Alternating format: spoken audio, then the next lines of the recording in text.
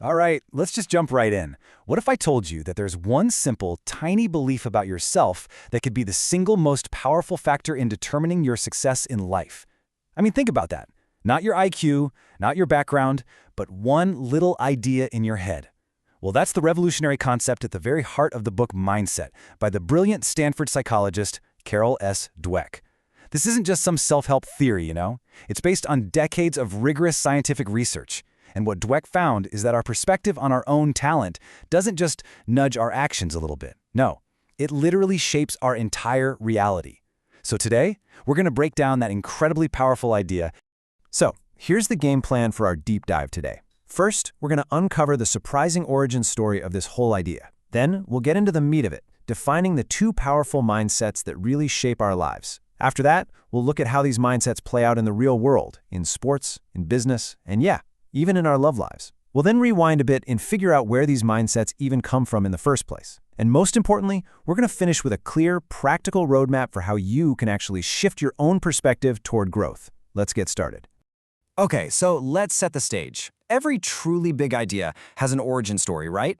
And the concept of mindset, well, it didn't just pop into existence in some sterile lab with a bunch of complicated theories. It actually started with a really simple, really human observation that would end up changing absolutely everything for Carol Dweck. I love this quote because it shows you just how impactful her work became. Her students literally demanded she share it with the world. But it all started years earlier when Dweck, as a young researcher, became totally fascinated by one question. How do people cope with failure? It seems simple, but it's profound. She set up this experiment bringing kids into a room one by one to solve puzzles. Now, the puzzles started out pretty easy, but then they got much, much harder. Dweck was just watching, expecting to see kids get frustrated, maybe a little disappointed, but what she saw instead, it absolutely floored her. So, faced with these really, truly difficult puzzles, yeah, some kids reacted exactly as you'd expect. They got frustrated. But others reacted in a way she never, ever could have imagined.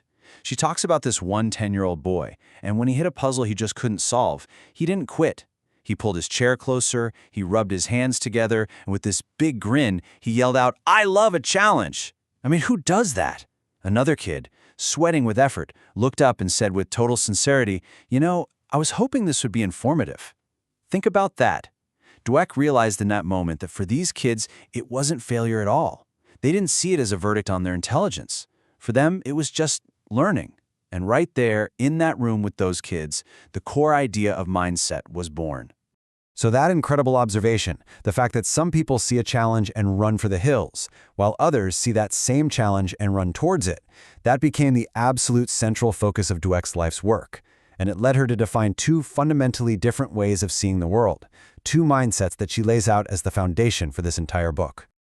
Okay, so first up we have what she calls the fixed mindset. This is the belief that your core qualities, your intelligence, your personality, your artistic talent, are basically just fixed traits. You've got a certain amount, and that's your hand. You can't change the cards you were dealt. Now, what Dweck found is that this belief, it creates this powerful, nagging internal goal to constantly prove to yourself and everyone else that you have a good amount of those traits. Every single situation, a test, a project, a first date, it becomes a judgment. It's a test of whether you're smart or not, talented or not, lovable or not. It's exhausting. And then, on the complete other side of the spectrum, we have the growth mindset. This is the belief held by those incredible kids who actually got excited by the hard puzzles. It's the idea that, yeah, sure, people might differ in their initial talents, but your basic abilities can be developed through dedication and hard work. Your brain and your talent, they're just the starting point. This view creates a completely different goal in life, a passion for learning and for stretching yourself. I mean, why would you waste your time trying to prove you're great when you could be putting that same energy into getting better? It's a total game changer. And as you can see here, these two simple beliefs, they create two completely different psychological worlds. It's fascinating. In a fixed mindset, you actively avoid challenges because, well, what if you fail? That might reveal a flaw in your core ability. When you hit an obstacle, your first instinct is to get defensive or just give up. And this one is huge. The success of other people feels deeply threatening, almost like their success somehow takes away from your own. But in the growth mindset, that entire script just gets flipped on its head. Challenges are embraced, they're opportunities to grow. Obstacles are met with persistence, and the success of others, it's not a threat. It's a source of inspiration and learning. It's like, wow, if they can do that, what can I learn from them? So, okay, this all sounds good in theory, right? But how does it actually play out in the real world? In the world of high-stakes achievement? Well, Dweck dives deep into this, looking at the classroom and the sports field. And what she found is that the single biggest difference between these two mindsets comes down to one thing: how each of them views the very idea of effort. This quote right here. This just perfectly captures the toxic, twisted logic of the fixed mindset. The thinking goes something like this. If you have natural, fixed talent, if you're a genius or a natural, then things should just come easily to you. So effort, in this worldview, isn't a badge of honor. Oh no, it's actually a sign of weakness. It's evidence that you just don't have it. And this belief leads people to worship effortless accomplishment and secretly devalue hard work. And this little comic just nails that exact point. It's brilliant. Calvin tells his friend he's reviewing his notes and rereading the chapter to understand it better. And look at her reaction. "You do all that work? Huh, I used to think you were smart." I mean, it's funny, right? But it's also a perfect window into the core assumption of the fixed mindset. Smart people don't need to try. The growth mindset, on the other hand, understands that effort isn't a sign of weakness. Effort is the very thing that activates and grows your ability in the first place. Dweck uses the world of sports for some of her clearest examples. Let's take tennis legend John McEnroe. The guy was a prodigy, just overflowing with natural talent. But he hated to practice and was infamous for his on-court meltdowns.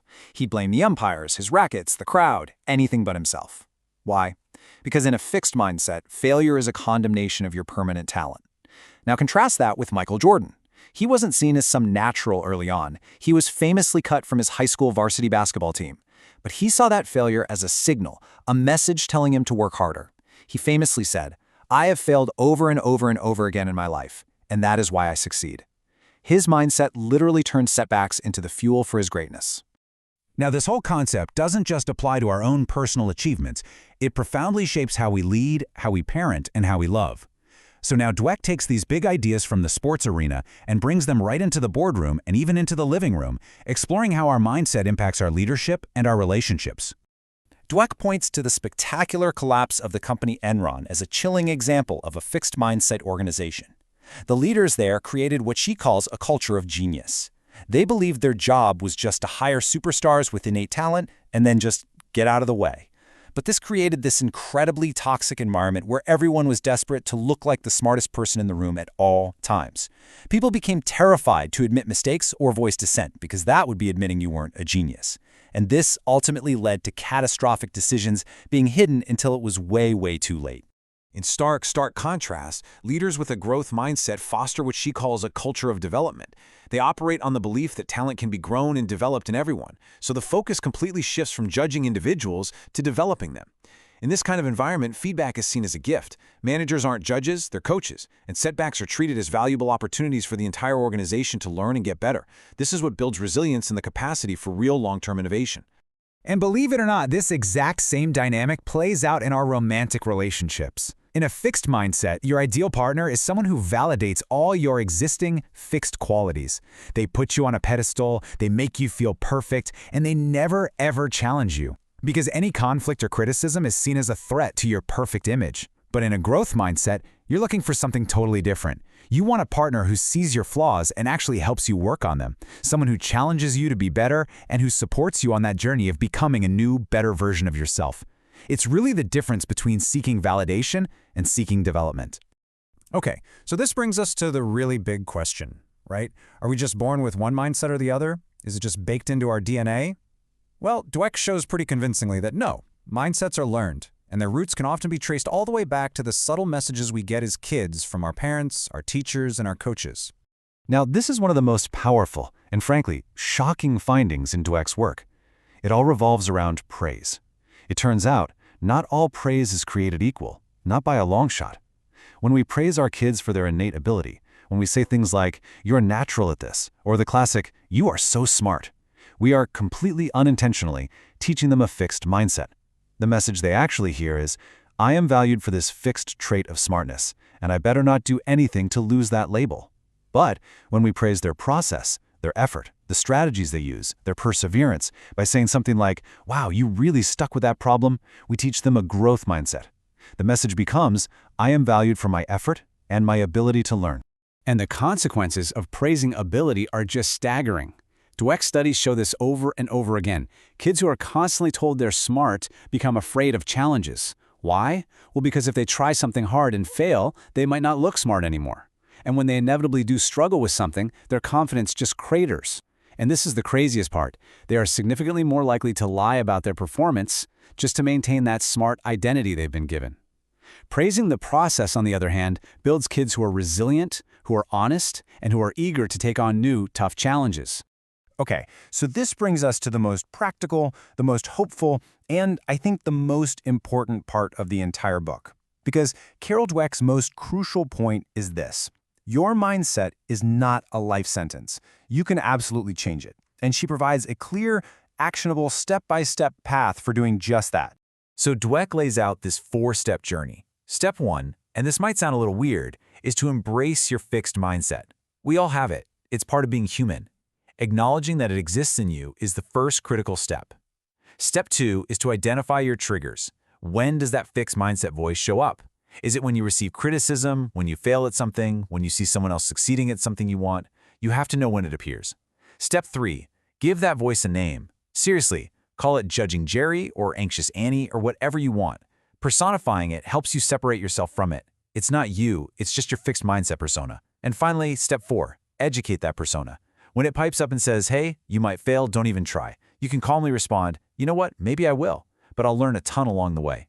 You don't fight it, you take it with you on the journey. This diagram from the book just perfectly sums up everything we've been talking about. It shows the two paths, crystal clear. On the left, you have the fixed mindset. The belief that your intelligence is static leads you to avoid challenges, give up easily, and see effort as a waste of time. And the result? You plateau early and never reach your full potential. But on the right, you see the growth path. The belief that intelligence can be developed leads you to embrace challenges, persist through setbacks, and actually learn from criticism. And the result of that? Ever higher levels of achievement. It's a choice. And that right there is the ultimate takeaway. This isn't just about trying a little harder or learning a few life hacks. Adopting a true growth mindset is a fundamental, profound shift in your entire worldview. It's about moving away from a life framework of judge and be judged and consciously moving into a new framework of learn and help learn. It completely changes your relationship with success, with failure, and with the very act of trying itself. So this isn't where our conversation ends. Really, this is where it begins. The power of understanding mindset is that it gives you real agency over your own development. The choice is no longer about whether you were born talented or not. The choice is about whether you are going to choose to grow. So I'll leave you with that question to carry with you. What will you choose to learn today?